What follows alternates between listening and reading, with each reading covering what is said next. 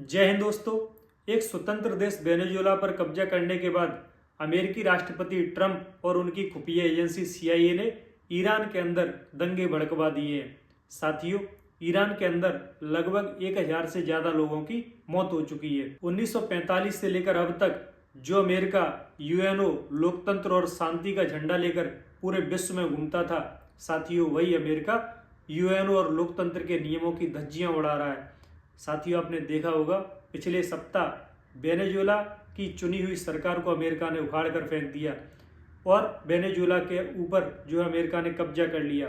साथियों, इसी तरीके से ईरान में राष्ट्रपति खमेनेई की सरकार को गिराने के लिए अमेरिका आमदा है। अमेरिका की खुफिया एजेंसी CIA का जो ये सरकारें गिराने का पैटर्न हमें देखने को मिल रहा है, आपने पिछली साल देखा भी होगा भारत और उसके पड़ोसी देशों में किस तरीके से अमेरिकन एजेंसियां लगातार कुछ ना कुछ ट्राई कर रही हैं। आपने श्रीलंका का हाल देखा होगा, किस तरीके से वहाँ जेनजी ने युवाओं ने जो है राष्ट्रपति को दौड़ा दौड़ा कर सड़कों पर पीटा और राष्ट्रपति भवन को लगभग आग के हवाले कर दिया, फूंक दिया।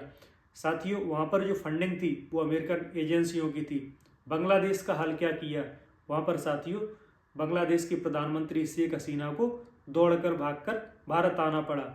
साल के अंत में नेपाल का क्या हाल किया, नेपाल में जो है वहाँ की सरकार को उखाड़ कर फेंकवा दिया गया और वहाँ के मंत्रियों को बुरी तरीके से युवाओं ने पीटा। इन सब कारनामों के पीछे जो फंडिंग कर रहा है साथियों, वो अमेरिका है और उसकी खुफिया एजेंसी CIA है। अब बात आती है कि अमेरिका पूरे विश्व को इतना डिस्टर्ब कर क्यों रहा है। साथियों, यदि अमेरिका की गतिविधियाँ इसी तरीके से इलीगल रूप से चलती रहीं तो वह दिन भी दूर नहीं है कि थर्ड वर्ल्ड वॉर हमें विश्व के अंदर देखने को मिले।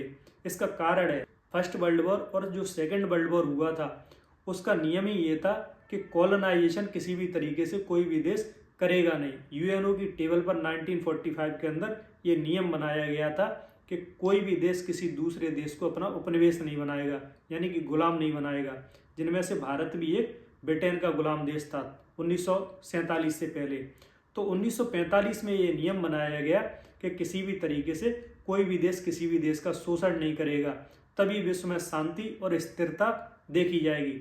लेकिन साथियों, जो लोग टेबल पर बैठकर ये नियम बना रहे थे वही देश अब साथियों दूसरे देशों का शोषण कर रहे हैं और उन पर कब्जा कर रहे हैं। अगर यही पैटर्न चलता रहा तो दोस्तों देखने में हमें ये भी मिलेगा कि थर्ड वर्ल्ड वॉर बहुत ही नज़दीक है विश्व के। अब साथियों बात आती है कि आखिर अमेरिका मिडिल ईस्ट के अंदर इतना इंटरेस्ट ले क्यों रहा है, क्यों वह ईरान में जो है सरकार गिरवाना चाहता है, ईरान के राष्ट्रपति खमेनेई को उखाड़कर फेंकना चाहता है। साथियों, इसके पीछे 2-3 कारण है।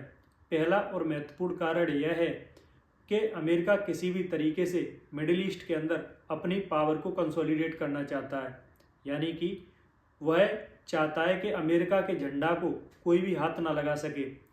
मिडिल ईस्ट के अंदर साथियों 20 से 22 देश हैं और उन देशों में लगभग अमेरिका की तूती बोलती है। केवल एक ही देश मिडिल ईस्ट के अंदर ऐसा है जो अमेरिका को चुनौती देता है, उसका नाम ईरान है। अब ईरान चुनौती देता कैसे है, क्योंकि साथियों उसको चीन और रसिया की सपोर्ट रहती है, पुतिन की सपोर्ट रहती है। तो अमेरिका चाहता है किसी भी तरीके से ईरान की यह सरकार गिरवाई जा सके और वहाँ पर अपनी कठपुतली सरकार बिठाई जा सके। क्योंकि साथियों मिडिल ईस्ट के अंदर 3 दादा हैं प्रमुख रूप से, इजराइल, ईरान और सऊदी अरब। यही 3 देश पूरे 20-22 देशों में दादा के रूप में मिडिल ईस्ट के अंदर उभर कर आते हैं। अमेरिका यह चाहता है, सऊदी अरब तो उसका पिछलग्गू देश है और जो इजराइल है वो पहले से ही उसके चरणों में पड़ा रहता है और कहीं ना कहीं अमेरिका का बिठाया हुआ ही एक देश है।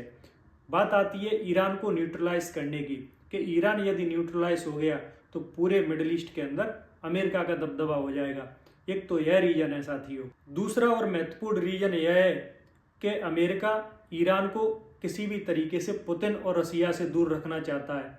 अमेरिका चाहता है कि ईरान किसी भी तरीके से जो है चीन के प्रभाव में ना आए, क्योंकि जब भी अमेरिका को तेल की प्राइस रेगुलेट करनी होती है, मैंने एक बार पहले ही वीडियो में कहा था, जो संसार में अभी लड़ाई अमेरिका लड़ रहा है वह सारी ऊर्जा एनर्जी की लड़ाई है, तेल की लड़ाई है।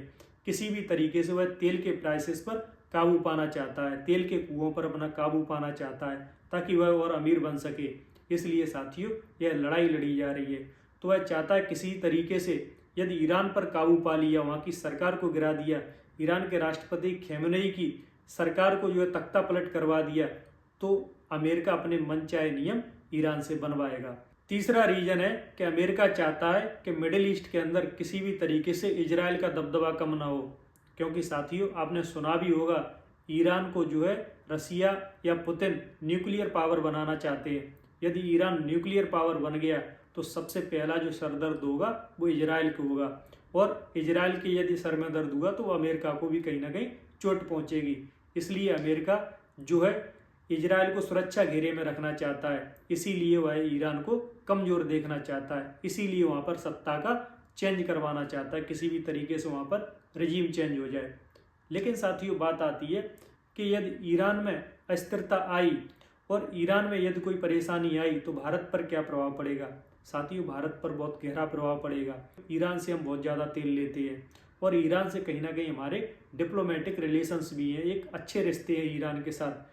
यदि ईरान में तेल के प्राइसेस को यदि अमेरिका जो है कंट्रोल करने लगा तो जाहिर सी बात है भारत को तेल महंगा मिलेगा, और यदि हमें ऊर्जा महंगी मिलेगी तो हमारे यहाँ महंगाई साफ देखने को मिलेगी।